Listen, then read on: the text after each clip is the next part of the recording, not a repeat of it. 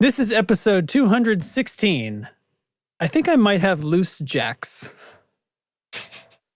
Coming to you from a rather attached island. Soon. We haven't done a coming to you in a while, but a rather attached island. It's the tone control. It's the start of my vacation. Bing. Bing. Justin, vacation edition.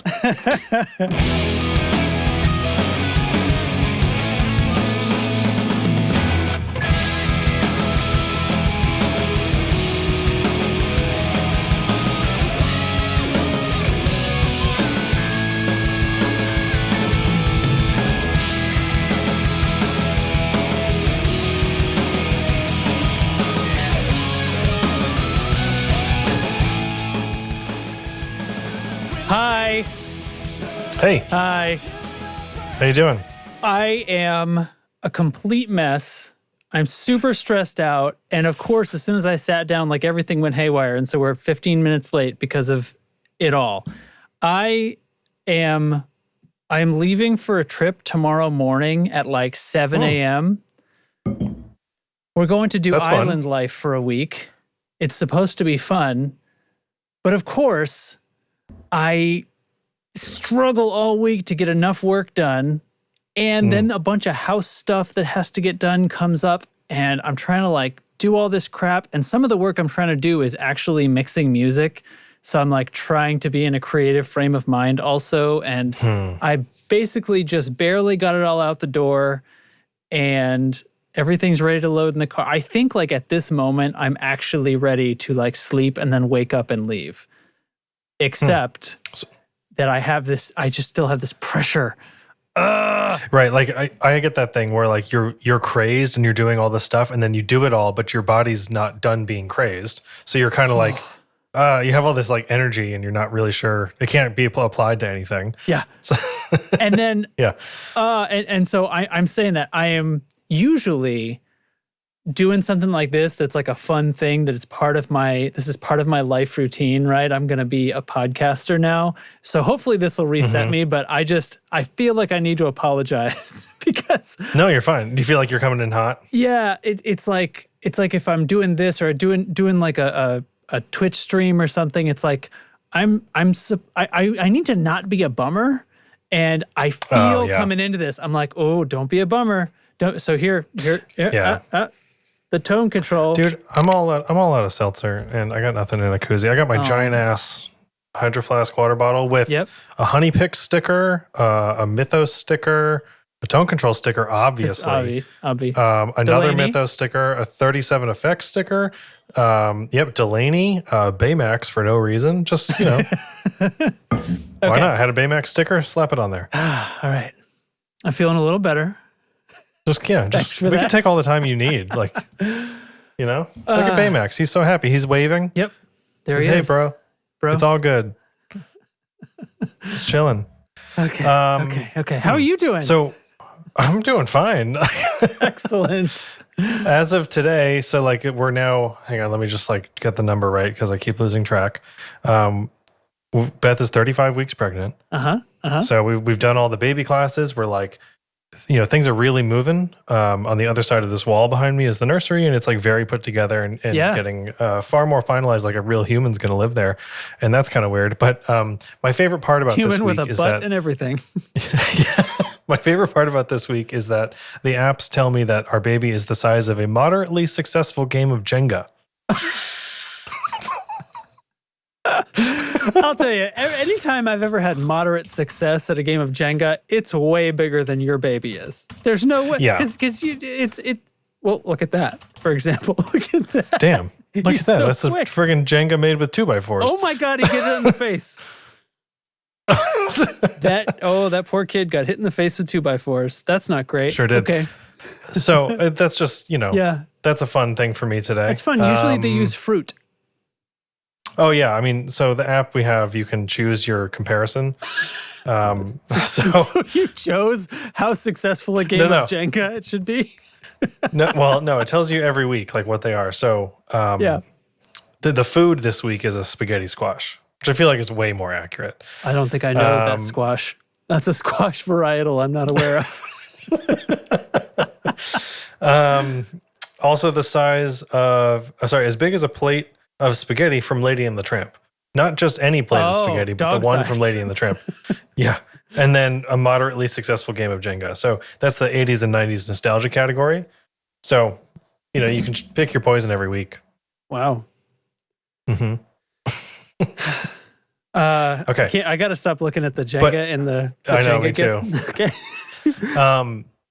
What else? What else has been going on? I'm back in school, and this is the last term I have before my final term. Final term works a little bit differently. So this is my last kind of regular class, and that's craziness. So, and I'm back into like a creative output mode, which is also weird. Like I'm not in that frame of mind, like you were just saying. Yeah. So it's a little bit weird to come back out of like this heavy literature analysis stuff and like, looking at it through all these different critical lenses to just like, let's write a story. What's my character's name? And Wow. I'm really rusty with that. So we're at the end of week 1 here. So it's, the chat's asking me to talk about PJ. And if you're in Discord, you know about that already. And I'm not going to talk about it here, but if you want to know, come to Discord. That's Discord.io/tone control. That's Discord bait 1 of 3 for tonight. So.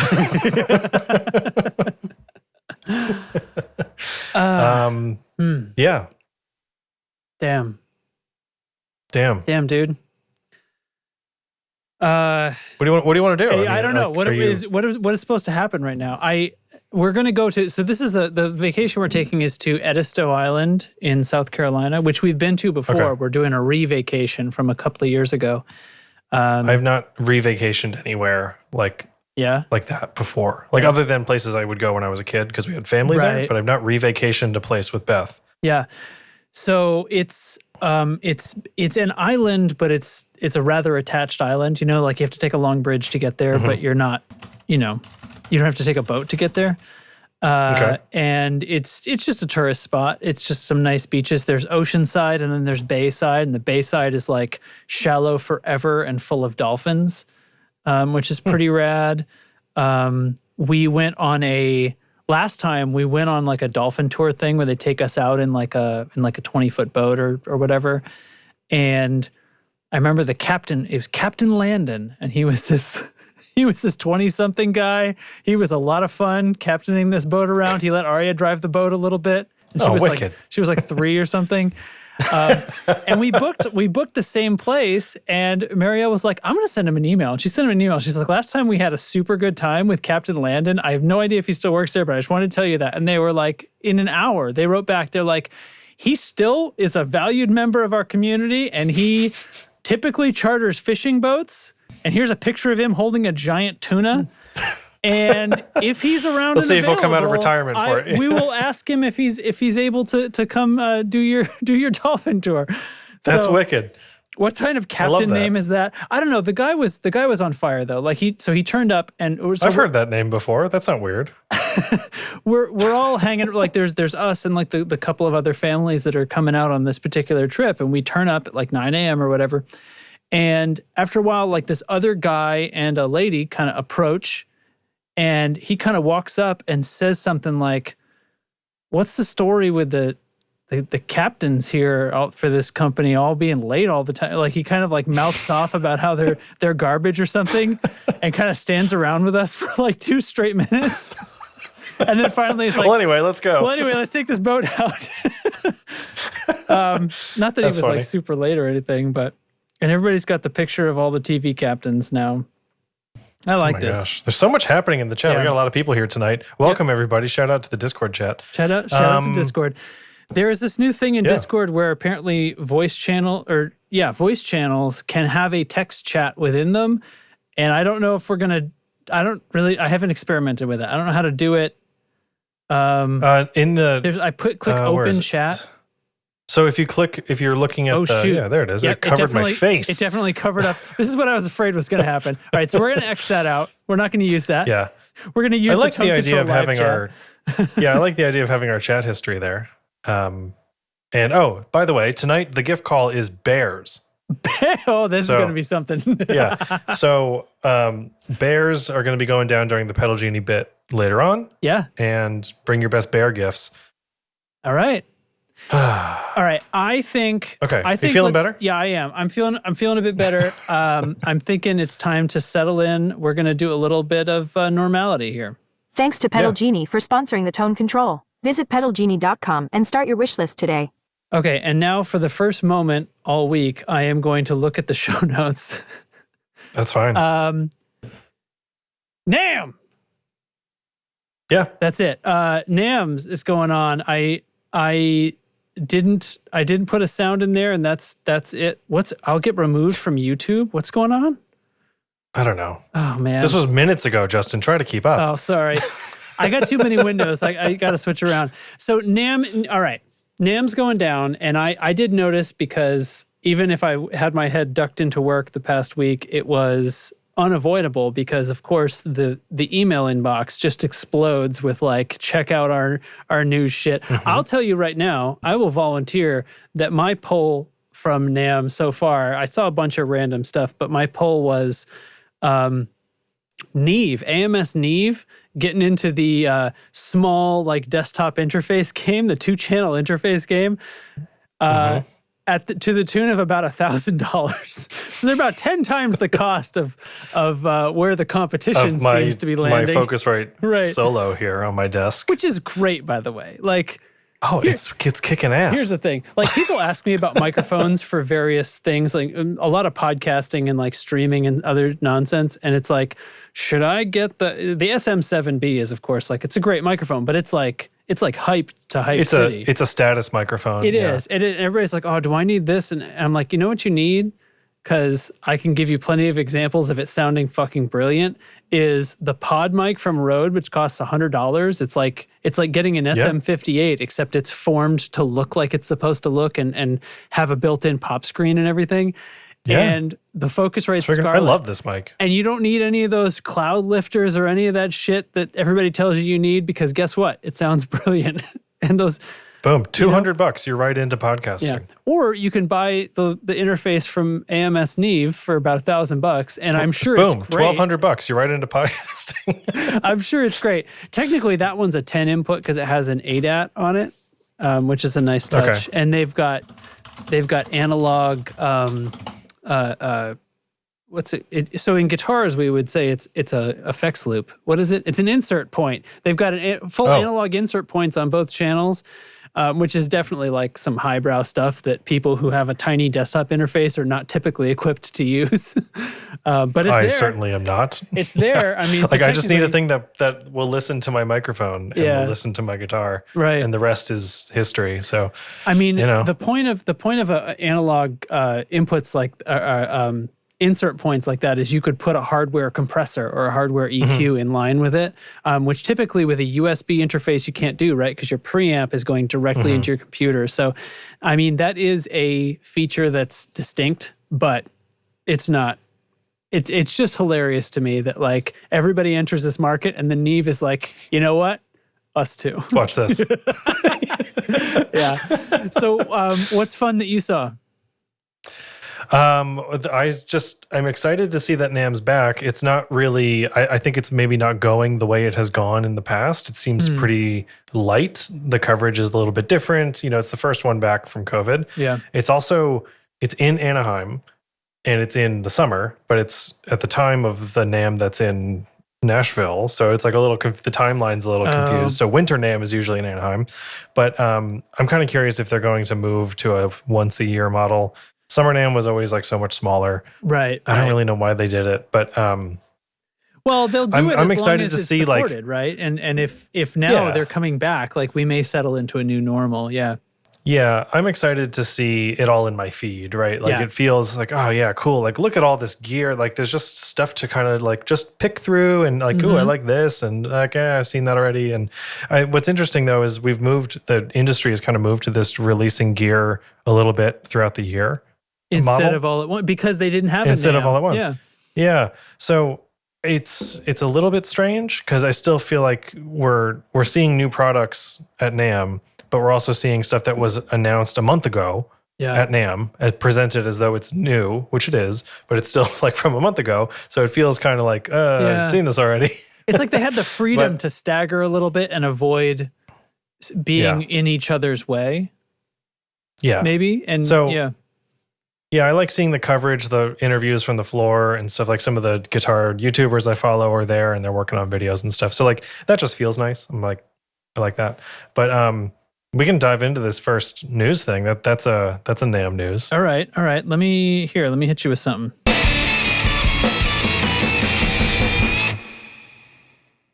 Is that the Octahive? No, that's the Hoof Reaper. Hoof Reaper. So let's see. I'm sticking that right here, right? Yeah. Hoof Reaper. Not bothering to capitalize anything. Yeah, that's an old one. Since I've been going through the sound bites, and there's a bunch of them that were so old that they were saved in separate left and right audio files. And that was such a pain that I just never dealt with them. So now I'm having to reconvert all of them. So I'm like, well, I'll dig out all my old ones. So that's fun. Okay. Yeah. So here we go. So what's the double cuts? Okay. Double cuts. Tell me about double cuts.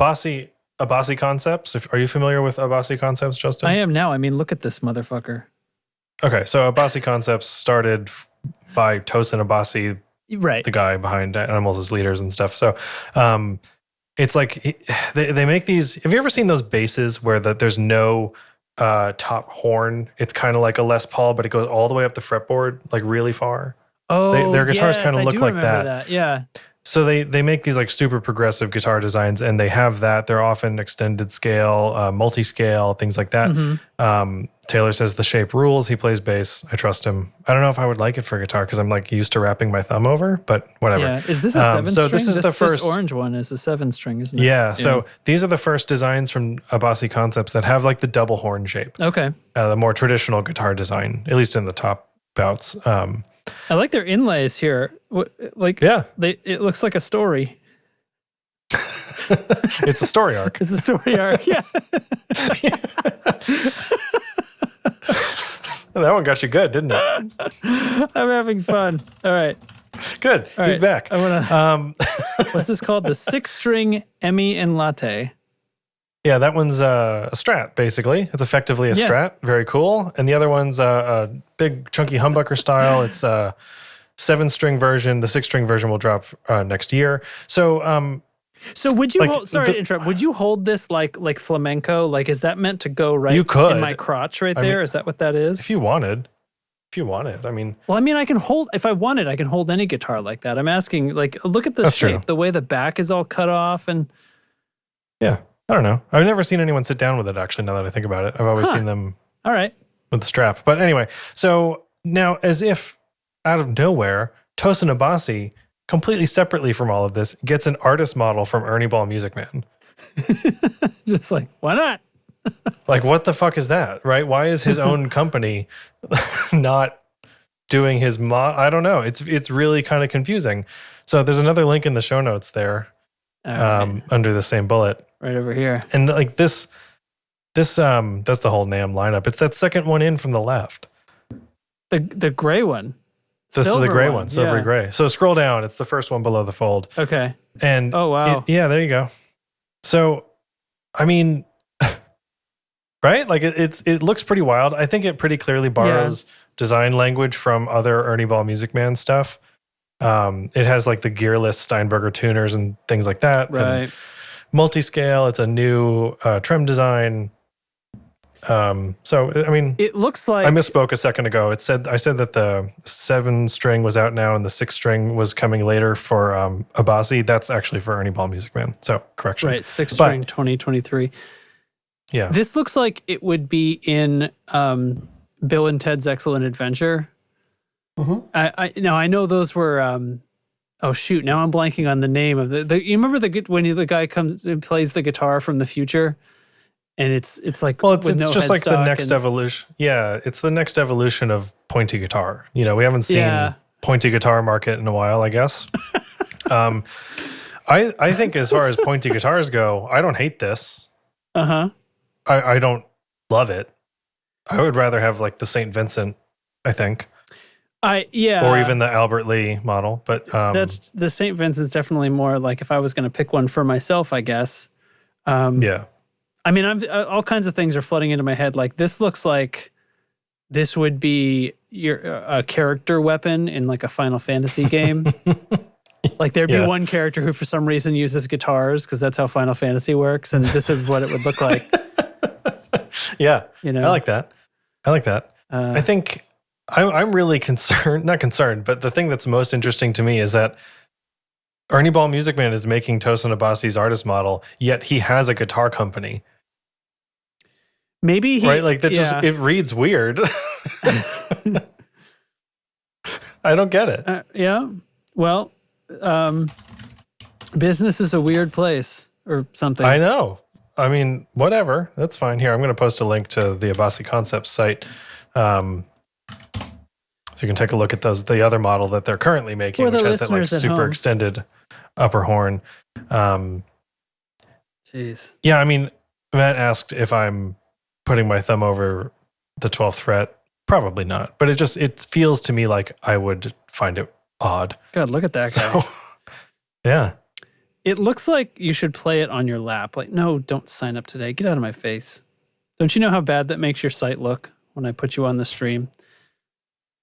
Anyways. I'd love to try one. I like the idea of these like really engineered guitars that are like all futuristic looking for the sake of like, not all guitars need to look like Strats, Tellys, and Les Pauls. You know, like what else can we do? We owe it to ourselves to try other stuff, and stuff like Strandberg and Abasi Concepts does that pretty well, I think. 8th string is so wide. Oh, I know. Jesus. So anyway, all right. Anyway, that's all. Just I saw those two headlines and I was like, what? Wait a minute. These two things do not match. Are these both this year?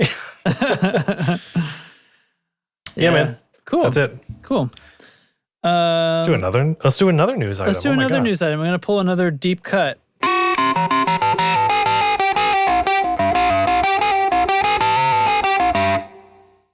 It's the Moog MF Ring. It super is. It super is.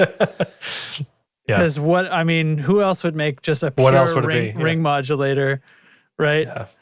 Yeah, man. Okay. So on to the next thing from Two Notes. The Two Notes. So guitar analog amp sim. So Two Notes, who's made a career out of simulating tube stuff and doing impulse responses and doing everything they can to untube everything that was previously tubed, has put a tube into. Well, yeah, that and uncabinet everything. Sure. Yeah. I like this. This satisfies the itch I have about this podcast, where it's like, what's cool enough to talk about? Yeah. And this I like because it's more gear that's really blurring the line. Peaked over the threshold. Yeah, it's blurring the line between tube amp, like the traditional thing, and a pedal version of all of that. It's not modeling, though. That's what's very cool about this. This is not an amp simulator. Even though it says analog amp sim, it is a fully analog circuit path in here with a tube running at 200 volts. Okay. Pretty close. So it's doing its tube thing. It's doing its thing. Yeah. After years of research into removing tubes, we've come to a conclusion. We're putting a tube in it. Guess what, everybody? Yep. Just when you thought the tube shortage was over. Okay, so now this is a departure for them because typically it's like a load box situation where you're feeding your amp into it, and they're taking. I was being a little facetious. They take the loudness out of your sound without changing your sound if they can help it, right? So that's been the Two Notes thing, and it's been a lot of recording and to a certain extent just, being quieter or direct input. So now, so where do I go with this? Do I plug a guitar straight into this? Is this the only thing I have? Yeah.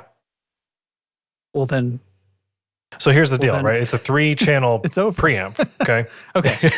That's it. 3-channel preamp, American Clean, British Crunch, and Modern Lead. Those are based on a Fender. Are you okay? I made myself cough.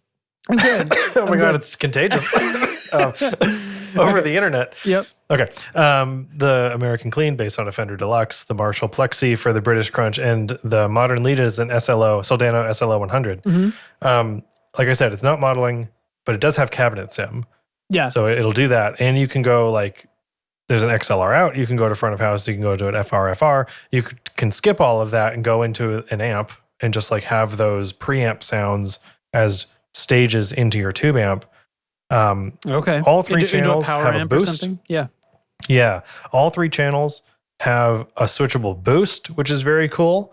It has an effects loop to insert pedals into it.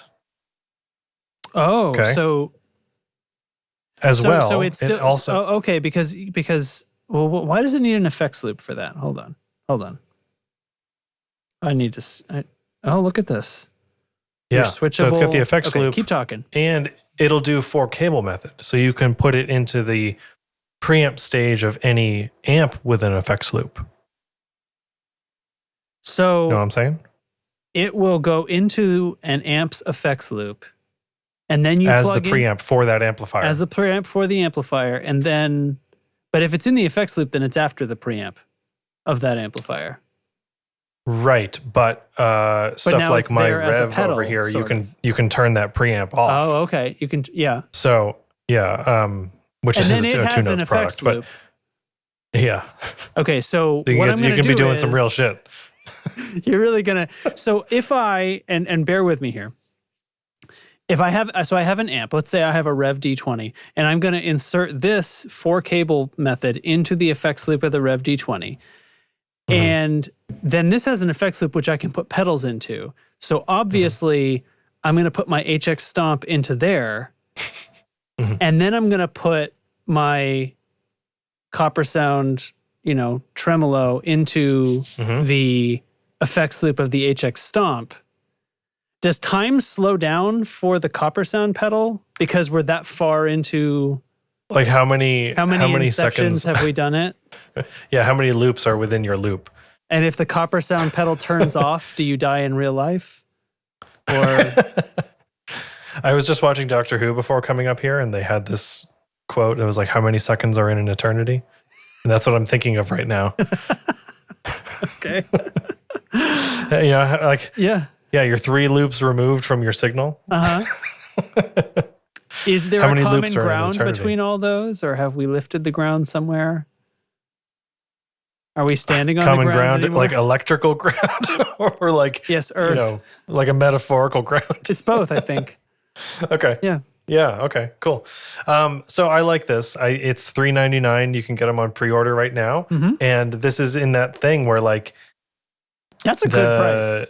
That's a great price. I think this is wicked. There's also almost a base let that roll version. by, but now this is standing out to me now. Yeah, that's a good price. Wow. I mean, you're still under the price of a used HX Stomp, and it's really like if you don't want to go into that realm, there you go. If you want something a little more than like an Iridium or the ACS1, it has a little bit more under the hood in that sense. Right. It's those new UA pedals that we were. Yeah. I don't know if you shared those a while back, but they've got those 3 new amp in a box pedals. It's the same price as those.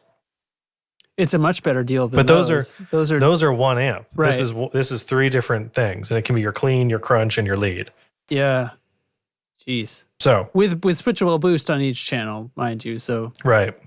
Kind of 6 channels. Yeah, that's true. That's a lot. It's a lot. It's a lot. I think the price. So then we've got this headphone out. We got an aux in, and I got to recall the bot.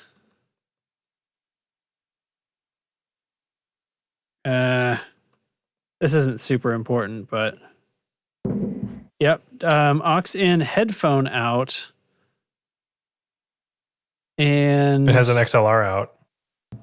Yeah, it's an XLR. So with a ground lift on it, MIDI on an 1/8" jack. Stop scrolling on me, you stupid images. I'm gonna come back here. Are we good on the? I'm gonna pause for a second. I have to recall it. No, it's fine because I don't need it right now. I kind of only need him for the end, but it's not. Yeah, so Matt's saying in the chat this won't power a cabinet. Yeah, that's true. You would need to go into like an FRFR thing, or you could go to front of house if you had the cabinet sim going as well. Yeah. Yeah. So, I think that's a cool thing. There's also, I don't know if you heard me say this a second ago, there is a bass version as well. And I bet this thing doesn't suck. Oh, they've got images in it. Yeah. So so the base one probably just has sort of a different tone stack. Probably. I don't know which amps it's going to be modeling. Oh, right. Of course, because they'd be totally different amps. What am I talking about? Yeah. Well, they don't seem to talk about that. Well, that's the product page for the guitar version. Oh. Revolt bass. Here we go. Revolt I'll bass. throw a link in the chat. I found it. Okay. Let's see. Looks like an SVT. We got a dry wet instead of a boost. Ooh. Yeah, so they've got an Ampeg SVT 76, a Marshall JMP Super Bass Mark II. And then a modern drive, which is definitely something they made up. That's cool. Yeah, 2 Notes design. I bet the 2 Notes design rips. They're beholden to nothing. That's the thing. Yeah. Super tight with an abundance of gain for a thick gained to the max tone. To the max. To the max. I like that. Okay. I bet this thing is awesome. I had something I was going to talk about to do with this. And now it's I think it's left my brain. Shoot. Hold on. Go back to the guitar one. Try to jog my memory. What was I going to ask you about this? I don't know. Damn. Okay. I'll jump in though and say on one of the more recent episodes of Dipped in Tone, which is Rhett Shull's podcast with Zach from Mythos, they were talking about those UA pedals, and the conversation kind of turned to like this, who are these for? And like, who is this product for? And they're bringing up, I think, what are really good points about for the people who need a noiseless solution that aren't going modeling, right? Because more and more venues and churches and all these players like Rhett, for example, which is kind of it's a focused group of players. Let's be real, but that's his stage volume is stage volume is becoming a thing of the past. It kind of sounds like, and they want it quieter and quieter and quieter. So stuff like this sounding really fucking awesome and not having stage volumes, you go direct to in-ears or whatever. That's pretty appealing to have like a really reliable, really good direct solution. The market for this is totally growing, I think, as sound reinforcement changes. Right. That's interesting. So when I see something, or when we talk about something on the show and it's like, oh, it's like a less flexible version of this, like it's like we look at this and we go, oh, those UA pedals, they're a less flexible version of this, sort of a less complex version of that. It's like an Iridium with a little more going on. It's like we're sort of comparing it that way, but the flexibility is not always what everybody likes or needs. Right? And I think, I don't know, you can be a purist about like tube amps and pedals and guitars and just like nothing else and mic it up and be loud. Like I like that. I'm with you. Yeah. But the practicality of that is fading. And it just is. So, right? Like it's going to fade no matter how strongly you believe in it. Right? You know what I mean? Reality doesn't care if you believe in it. Yeah, I believe you think it's real. Okay. I remembered what I was going to say. Have you ever used a Soldano amp in like really?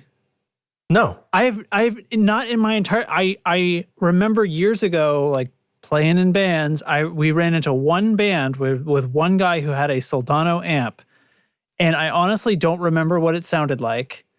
And it was just like, oh, Soldano, that's that, the SLO 100, that's that really well regarded amp.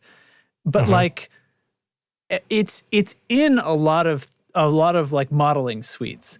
And every single time I pull it out and go, let's check this out, I'm like, oh, that just sounds awful. Like it's, to me, every time I put it on some guitar track I have, or I'm plugging my guitar into it, compared to all the other amps, it feels like it's like gutsy or not gutsy. It's lacking guts and is super brittle and has almost no power or anything. And I always so I'm wondering like, what am I doing wrong? What don't I understand about the Soldano sound?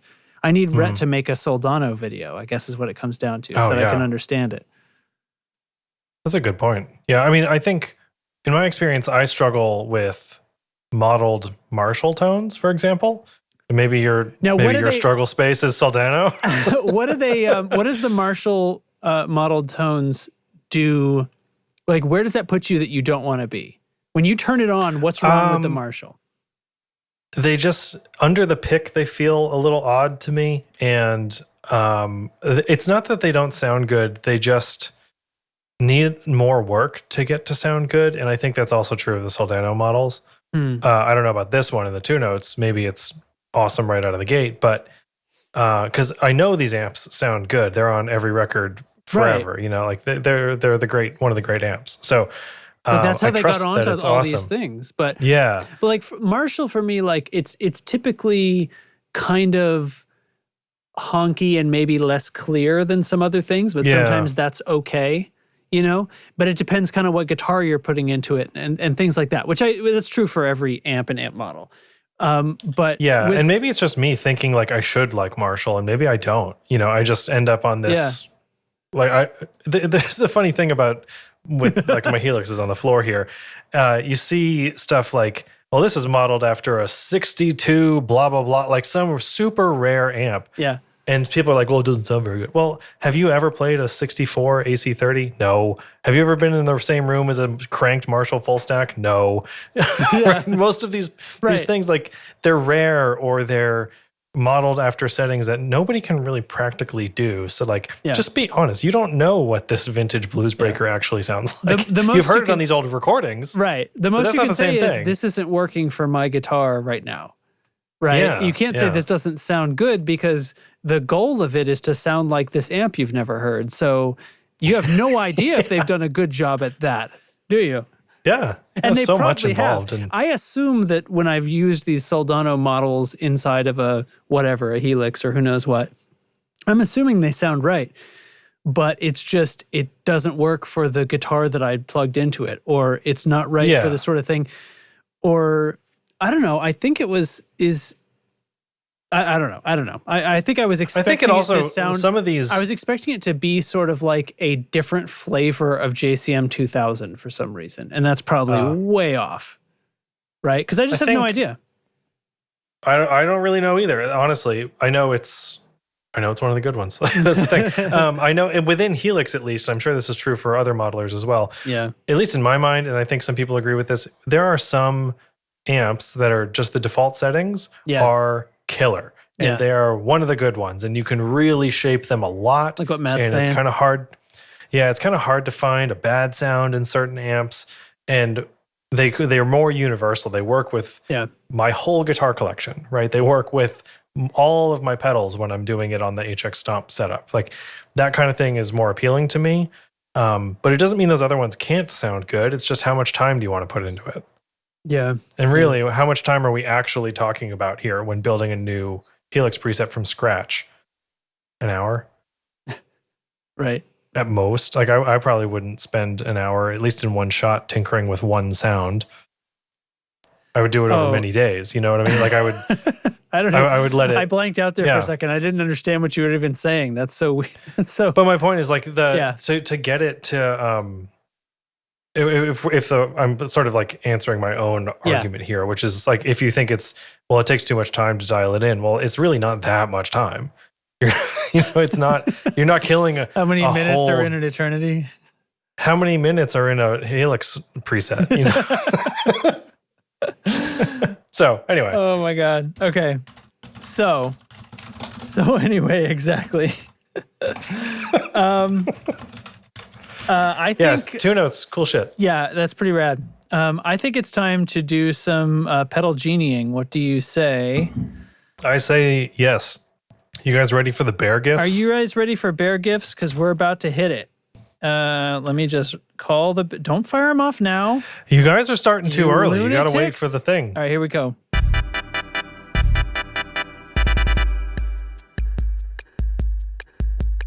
Pedal Genie is like the Netflix of guitar pedals. Rent any pedal you want for as long as you want for one low monthly price. Shipping is included and there are no late fees or time limits. With over 1,500 pedals to try from nearly 100 different manufacturers, Pedal Genie definitely has the gear you want to try. Subscriptions start with Flex at just $19.95 a month.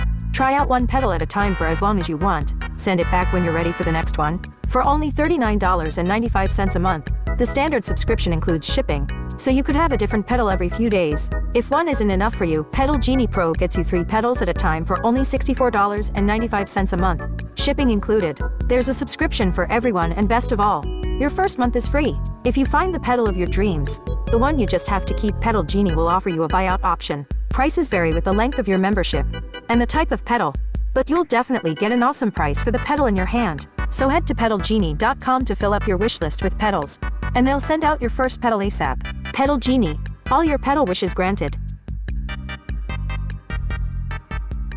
I think the guy, that's a real one.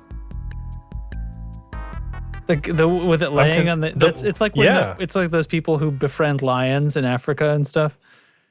That's just madness. A grizzly bear like that. Look at the Guitar size of its bear. head. We've peaked. Yeah, we've done it. So we still have not updated the ad copy for our Pedal Genie ad, which definitely has the wrong prices. So for the audio listeners who couldn't see the screen that has the correct prices on it, I'm sorry, and I should probably fix that. And maybe I'll remember. So don't count on it. Yeah, it's a strong if. I see you're arming yourself with a guitar. What have we got in store just for the thing after Pedal Genie, that's all. It just now seemed like a good time to equip myself. Okay. I don't have a pedal. It's coming tomorrow. Okay. I have a pedal that I haven't opened because I told y'all how my week has been. But we do have Derek's demo from the Antichthon. Is that how we decided we were saying it? Yeah. Antichthon. Yeah. Which we talked about in the last episode. It's a gnarly, nasty, weirdo pedal. If you caught the live stream, you understand what happened and why it was great. If you did not catch the live stream, go watch the replay because it's worth it. And in the meantime, I'm going to play the result, which I did do a mix on. It was a very fun mix. I really wanted to do like a record of the mix because I knew this was I was wondering if you were going to. And I had to rush through it, honestly, because I was like, goddamn. So do people like to the patrons, do you guys dig that stuff when I've done those little those mix videos, those little extra things? Let me know. I would love to know, like, if people are sincerely enjoying them, I will put up more effort to actually creating them because I want to put stuff out there for patrons. So I think it's a cool. You didn't ask me, but I think it's a cool. You're not a patron, I think it's a cool offer. Your opinion doesn't matter. It's a cool offer and it's a cool add to the perks that you get for only $2. But that's just me. Yeah. Actually, that's open to all Patreon? Oh, well, definitely. People, isn't it? Yeah. So that's a $1 even you perk. $1. You $1. We're really, I've been paying attention to some of the Patreons from other things that I follow and interact with, and we're extremely cheap.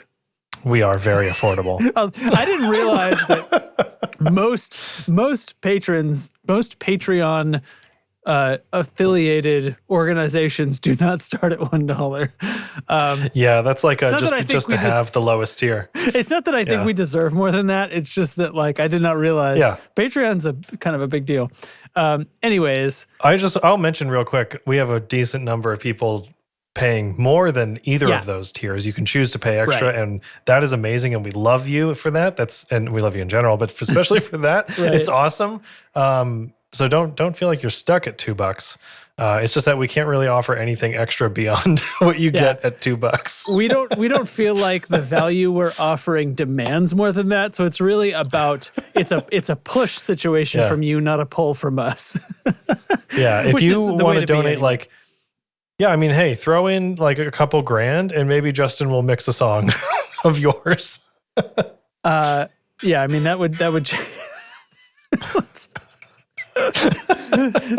if somebody, please don't do that. Yeah, I mean, don't do that. Like, I'm 1,000% kidding.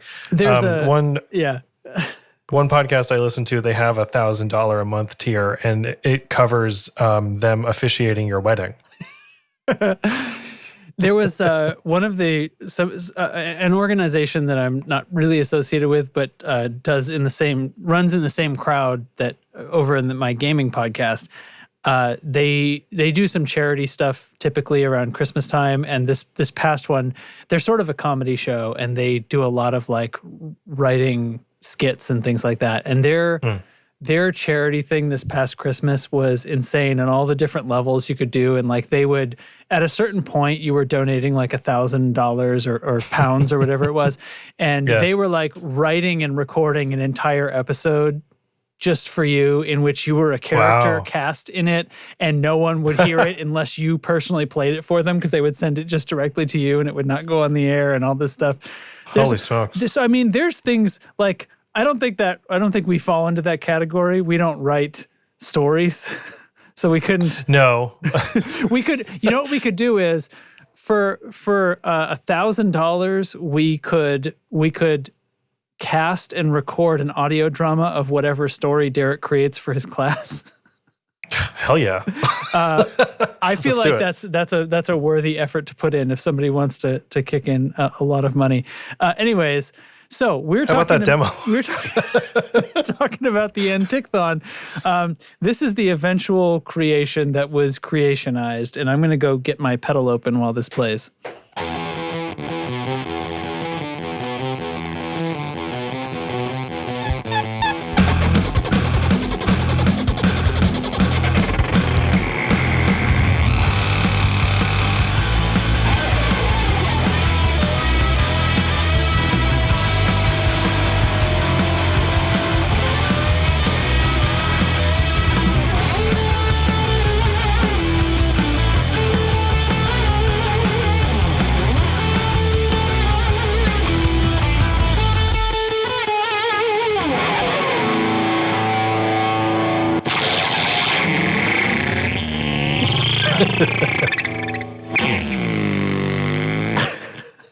You ever heard a fuzz pedal self-oscillate? Now you have. That shit's like the Lord of the Rings. It ends like 6 times. I want to mention really quick before I forget, the lead part of that, I did add a flanger too. So that is not the Antichthon doing that. But okay. all the other, there's just to get it to cut through a little bit better. All of that weird blippy stuff, though, that is the Antichthon. Yeah, So, yeah. You know, go get one. They're fun. And do you use the Antichthon for the bass as well? I think you did. Yeah. Yeah. Bass is pretty on point on there. It was, I tried to make sure that low end was just a solid brick wall down there at the bottom, and it works great. It sounds fantastic. This is the first time I'm listening to it on the headphones, and it sounds fucking brilliant. That, the on bass, I had it set so it was just trying so hard to keep it under wraps, you know, like the pedal was right about to blow up. But that's where you got to set it. That's awesome. Okay. Is Antichthon from Cattle and Bread? It is. It is. Okay. We've got another Cattle and Bread. Or this is a Cattle and Bread Moseley collaboration. Oh, not familiar with that. The Fuzz Right. Fuzz Right. Sorry. No, Fuzz Right. No, you had it right. You're correct. I had a Fuzz Right. Fuzz Right. So this is a super like simple. This is an unpainted enclosure. It's got some writing on the top, and it's got a volume and a depth knob. And I need to fetch a guitar, and it's probably going to be out of tune. I apologize. Anyway, this is what's happening right now because this is what we do. He's doing it, everybody. I just want to mention that live stream for the Antichthon was the most fun I've had doing a pedal demo and the most fun I've had doing a live stream in quite a while. So come hang out more often. It's a blast.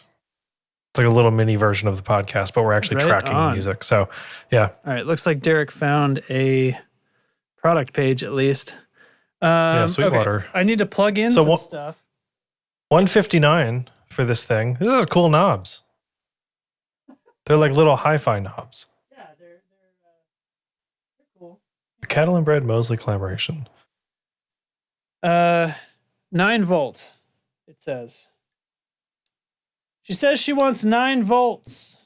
Oh, so it's a reproduction of the classic 1960s Fuzz Right pedal. Okay, got it. That's why it's a Moseley collab. It's the Moseley estate. Okay, got you. Neato. All right, so I'm connecting a guitar. I'm sorry I didn't prep any of this, sort of. That's fine. We'll do it live. Fuck it. Yeah, you really sunk your teeth into that, didn't you? When was the last time you watched that video of Bill O'Reilly? Probably within the last 18 months. Because he fucking leans in it. Like, nobody has said that as severely as he said those words ever. He's very passionate about what he's saying. What a fucking tool that guy is. Anyway, what amp do you, let's use a Plexi. I don't know. Use the Soldano. No, I don't have that in here. Yep, it's rough. I don't think I have a tuner over here. Hey, here you go. Jeez. Tuned to me just from hundreds of miles away. There you go. Yeah. Let's not do this. This is bad TV. Wait, it's cutting out on me. What did I do wrong? Uh-oh, I think I might have loose jacks on this pedal. We're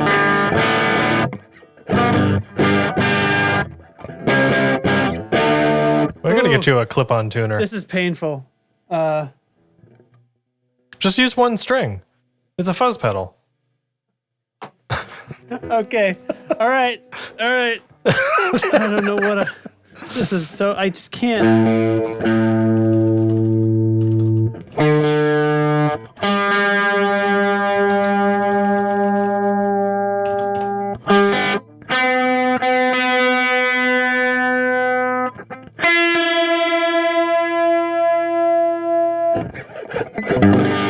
All right. Garage tuning. Jeez. That was sort of painful. Okay, this amp is wrong though. This is too dirty to demo a fuzz pedal with. Nah, just do it. Oh God. Okay. All right, so this is a Punchy. Plexi model. Yeah. All right, so what's this pedal sound like? Oh, good. I'm glad that problem is back. Yeah, it seems like I've got the hum back. I don't understand why that's back, though. I'm not using that broken power supply.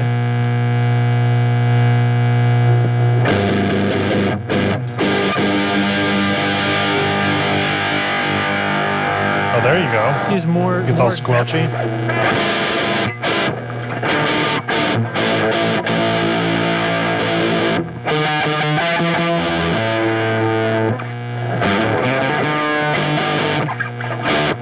I have no idea what's going on. Let's try to roll these back the other way. Less drive.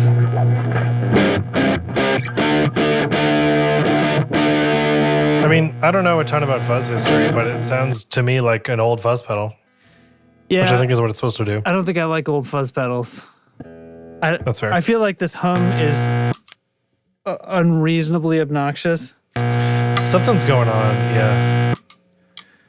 I've had no trouble with the last pedals, and it was because I got rid of. That's true. I had like a power supply, a one spot, one of those cheapy things that went bad on me.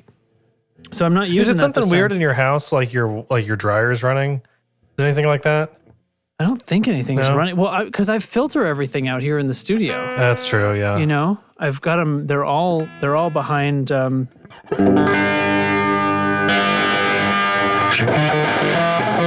gotta play through the noise.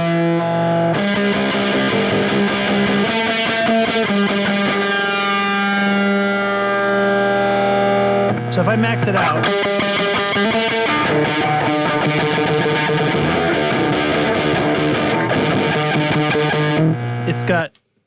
It's just got all the squelchy. I don't know. I don't get this. I don't get fuzz pedals, and this is the fuzziest fuzz pedal. I don't think anything good's gonna come of this. It's not that I think there's anything wrong with this, but it's definitely not made for me. There's probably 3 components inside this. You know, it's one of these old like non-existent. I mean, should I feed it less than 9 volts? I don't know. Man. I don't. It says 9 right on it, right? I wouldn't. Yeah, no. Yeah. I don't think that'll solve your problem. I don't think I have the ability to do that anyway. Yeah, I don't know. Unconvinced. Sorry. I don't know.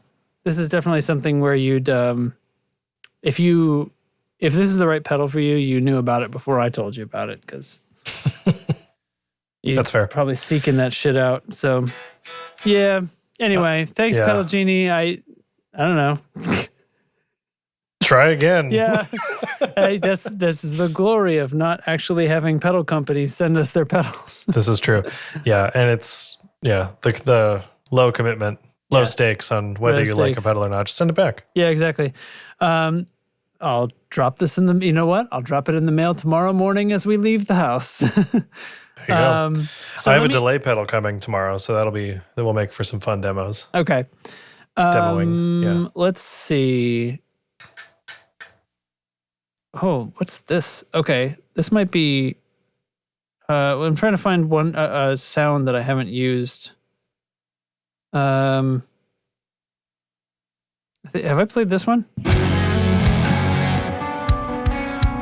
That's a new one.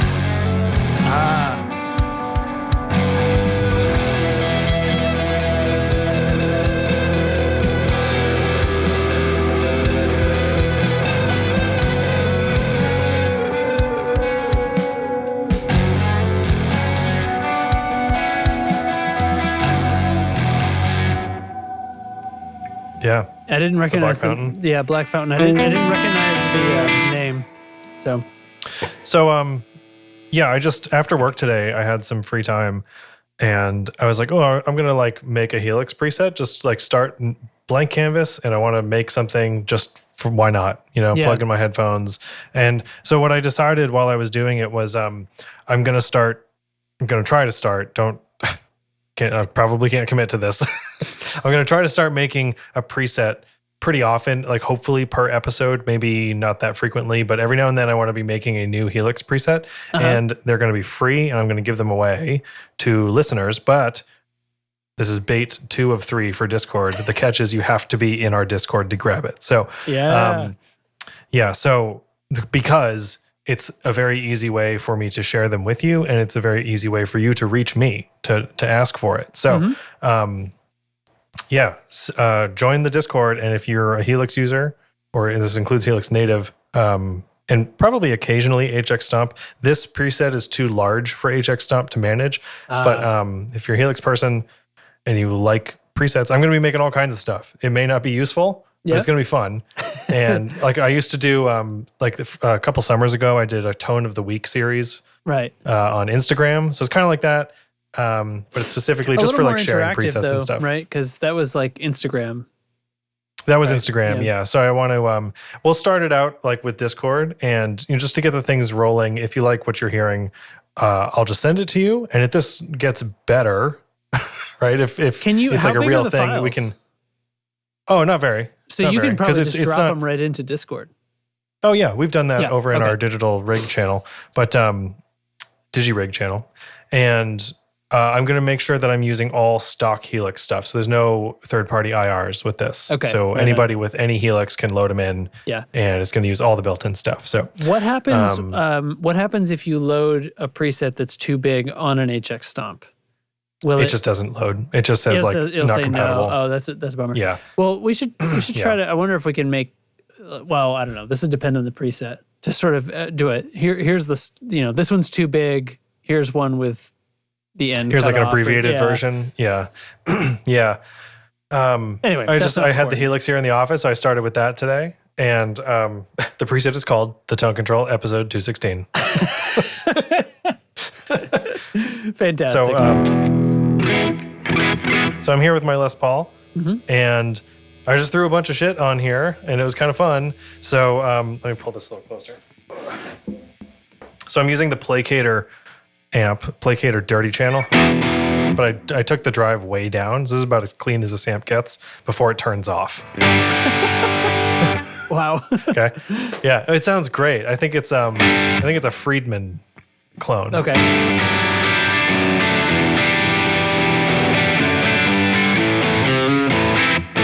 Okay. We've got the Tone Sovereign, which is the king of tone.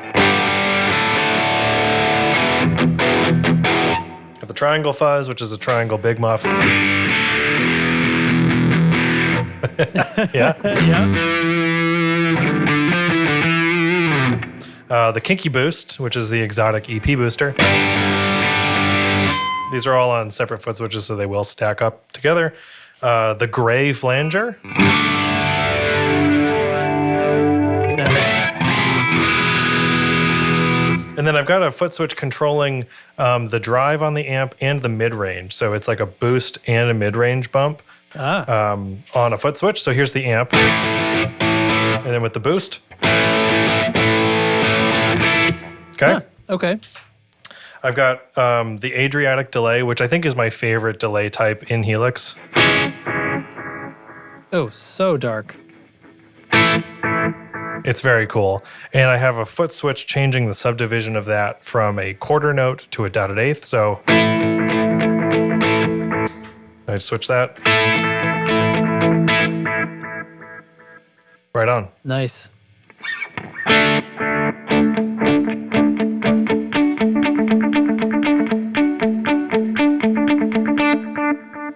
That was a fun trick I did in Delaney a bunch because we would go from quarter note to dotted eighth a lot. And I wanted the same delay tone, but just with a different subdivision. So, and then I've got a stereo delay. I'm not hooked up in stereo here, so you're not going to hear this, but the new Heliosphere delay.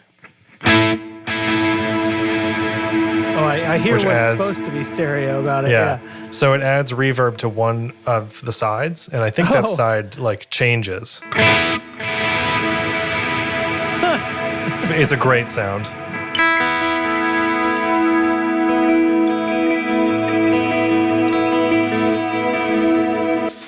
And I've also got a stereo reverb, just a big old reverb.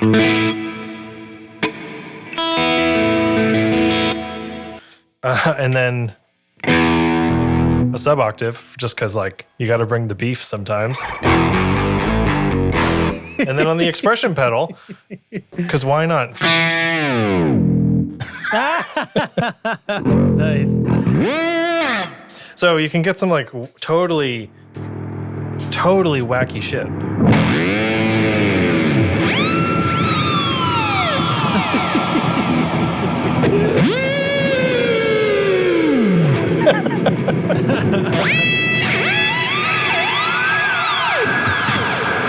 Yeah, so this is all one patch. So just for example, that was As the it goes fuzz. turning off everything one by one. Yeah, this is all in Stompbox mode. So this is the fuzz, the boost, the big delay, the big reverb, and of course the whammy on the fuck expression it. pedal. Because fuck it. Yeah, I mean. And that clicks. So the expression pedal on Helix will click down like a wah pedal. And so that foot switch is tied to that. So anyway, this is all up for grabs if you're in Discord. I'm going All this to... can be yours All of for it the is low yours. price of turning up. Of showing up in Discord. And it was fun to make. So, I mean, I don't know if I'm going to like take requests necessarily, but I think It's going to happen. it's just fun to just try a bunch of different shit together. But like, you know, like check this out.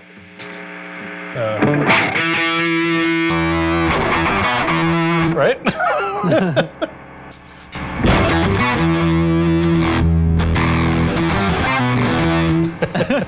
I don't want to get a copyright claim. But yeah, anyway, really fun.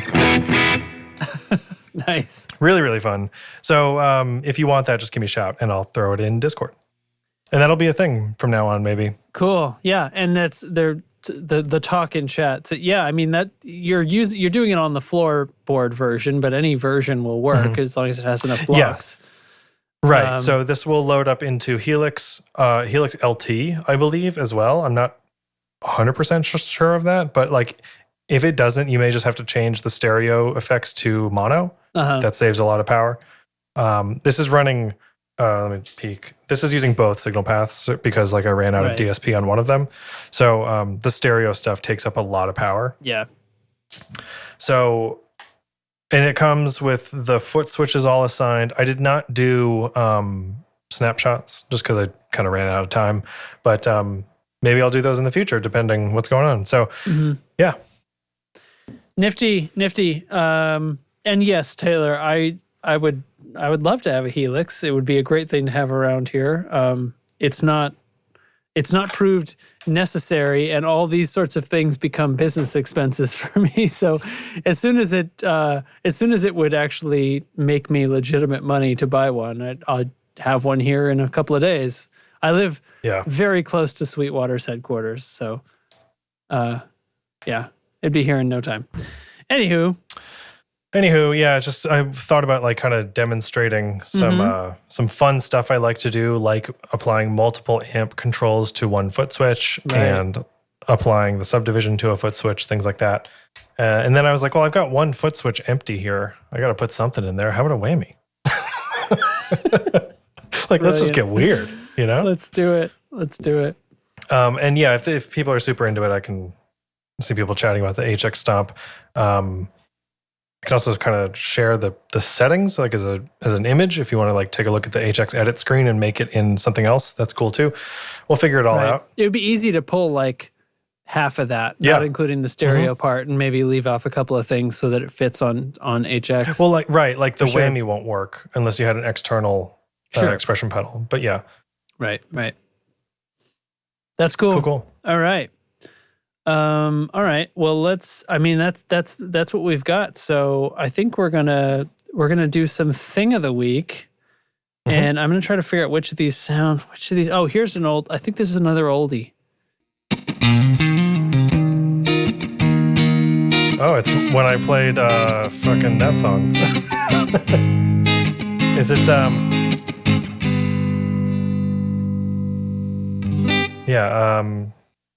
some reverb? I guess so. I think this pedal is called Ghost Echo. Ghost Echo. I didn't write down like what make it's from. Who makes the Ghost Echo? Looking it up. EQD. Earthquaker. Ghost Echo. So I guess that counts as a delay. I don't know. It sounds like it's Ghost a sort Echo? of a mix. I think it's a reverb. Yeah, they just called it. Vintage voice reverb, yeah. Yeah, okay. I remember that. Neat. All right. I'm racking my brain trying to think if I have a thing of the week. So why don't you talk about yours, and we'll see if I come up with anything. My thing of the week I heard of on another podcast on Dipped in Tone, again, referencing that again. And the recommendation itself is a podcast. So we're like, again, 3 podcasts deep. It's a podcast from NPR called How I Built This. Yeah. And I listened to 2 episodes recently. It's an interview-based show, and they interview people who have kind of built cool things, whether that's products, businesses, movements, things like that. And I listened to 2 episodes, and I very strongly recommend them. One is on Tim Leatherman, creator of the Leatherman. And the other is... I edited an interview with him once when he was on another podcast. Oh, no kidding. That I happened to work for. Yeah, he was Tim Leatherman was interviewed once on a show that while I was in production on that show. So, whoa. Hang on. Do you hear that? I do. Sorry, that's a plane going by. That's very loud plane. We're pretty close to the airport. Oops. Yeah, okay. Sometimes the military is out here running drills at night. So maybe it's that. I'm just looking up the episode I heard earlier today. I like their podcast art. Yeah, me too. So, okay, Jason Citron. No, don't open the podcast app. That's not what I want. Jason Citron was on it, and I listened to it today. He is the man who created Discord. And it is an amazing story and an amazing interview about how they came up with Discord and like the many failed video game launches and stuff like that, the other chat clients and like the boom of social media at the time. Really, really cool to figure out how we got to here. Yeah. And they talk about like all the way up to around the time that this podcast started a Discord server. And I'm like, oh, I remember this. I remember, the community very clearly moving away from it's just for gamers. And they talk about that near the end. And they're like, yeah, we get to 2019 and we did all this market research. And they're like, I want to use this for my study group. And please I can't convince people it's not just for gaming.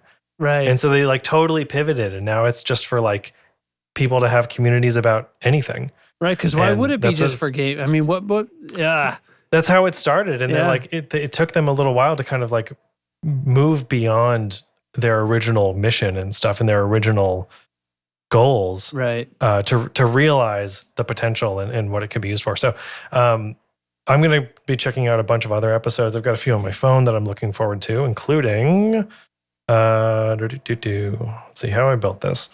The people who created Goodreads, Discovery Channel, Audible, Burt's Bees, Chipotle, all kinds of cool stuff.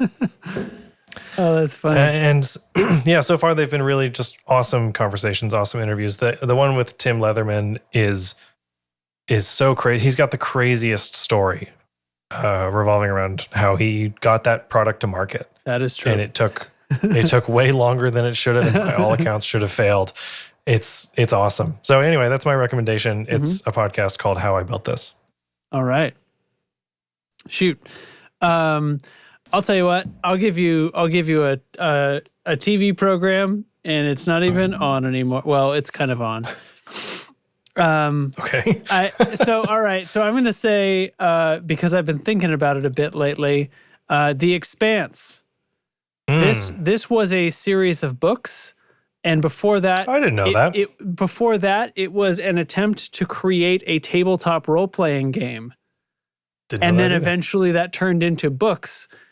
Created by these two people who both sort of write as a collective pseudonym, and then got made into a TV show. But I'm saying I've actually never read any of the books. The TV show is very literally like my favorite TV show that's ever been made. That isn't Futurama. Futurama is in a different. Anyway, it's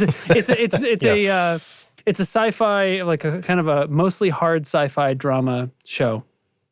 I watched like the first season. Yeah. And I just fell away from it for no reason. Yeah. It wasn't that I didn't like it. I just forgot about it or something. I should put something up on the, see if I can. There's actually Amazon has it. Right. So the TV show started on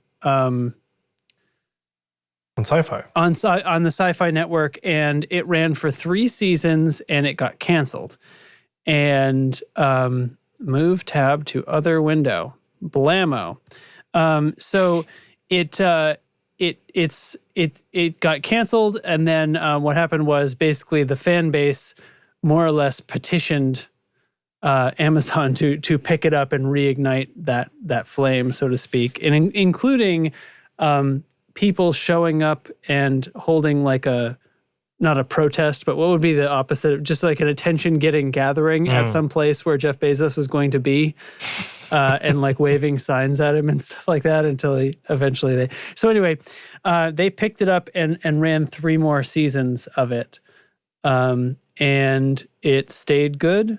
It's crazy. It's an excellent show. Like all good sci-fi, it's really kind of about the people and the characters, but set in a world that is intense. And it's, from a high level, the acting and the characters are great. The setting is fantastic, and they do a good job of being hard sci-fi without letting it sort of get in the way. So they're not going to spend a lot of time talking in a lot of jargon, but you know, they don't have fake gravity like in Star Trek. There isn't air and stuff like that where there's more planes. It's probably the same plane. It's going to go all night. They're running drills. They come and they do a loop and then they touch down and go back up. Yeah. Touch and goes. So anyway, but from a television perspective, the thing that's fantastic, not just like what's going to happen next in the story, but they really do manage to end like every episode in all of 6 seasons with like a, oh my God, are you fucking serious right now? So you have to watch the next episode. Yeah. So Nice. it's really solid. And maybe I'll give that another go when I'm just like in zombie mode when the baby comes. It's I have watched the entire thing. Well, the last season just came out like last year.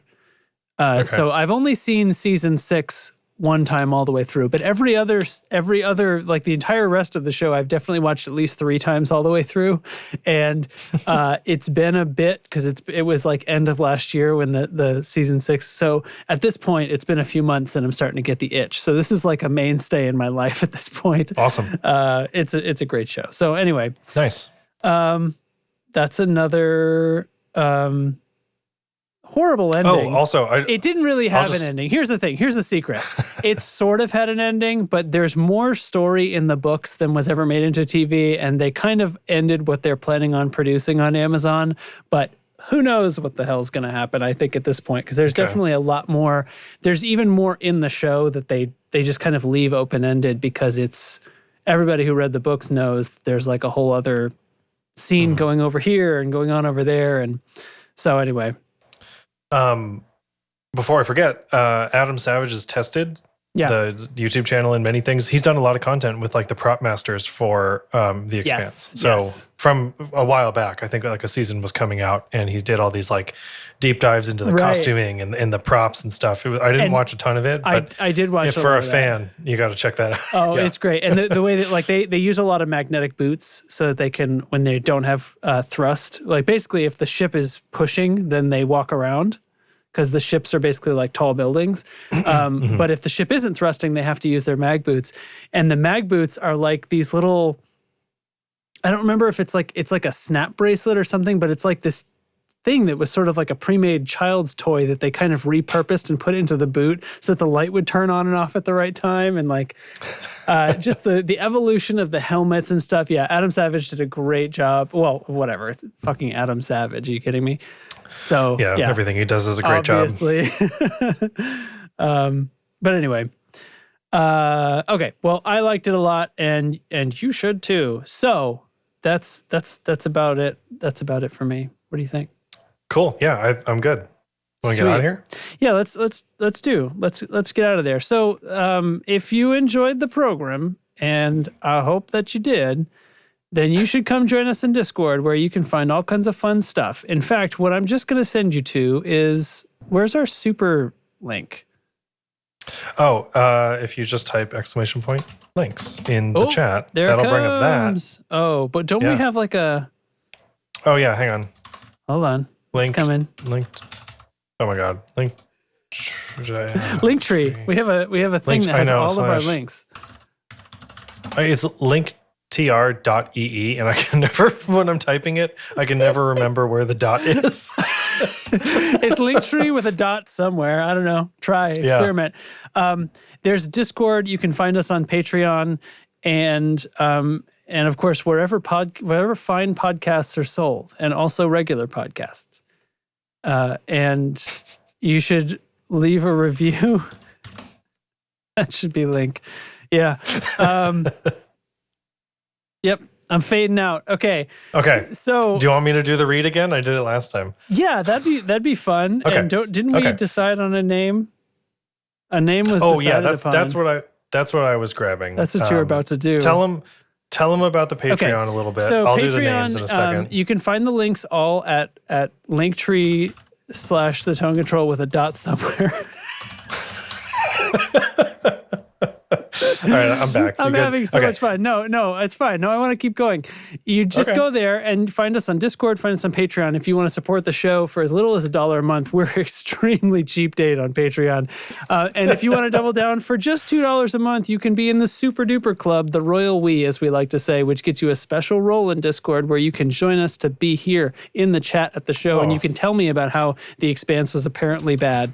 And you can only do that if you come into Discord. You can only do that if you come into Discord and join Patreon at least $2 a month. And we thank those supporters ever so much.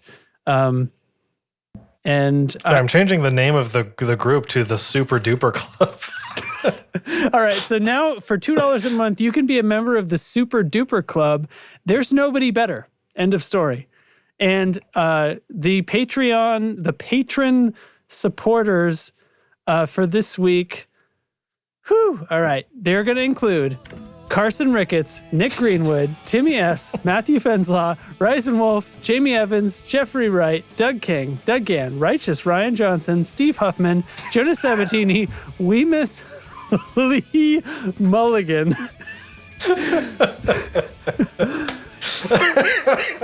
Mako Guitars, hey Matt. Andrew Walsh from Andrew's Alcove. Oh God, I gotta scroll. OG friend of the show, Brian Rizzi, Doug Christ of 37 Effects, Sean Wright of Lollygagger Effects, and Brian Gower and Kyle McIntyre of the Tone Jerks podcast. Fantastic. Woo! That's going to do it. We Miss Lee Mulligan. That came to me while I was feeding the dog earlier. That's great. All right, guys. Well, you pulled me out of quite of a funk, and this is a great start to a vacation. Thanks for hanging out. Enjoy. Good night. Or good day. Goodbye. I don't know. Goodbye.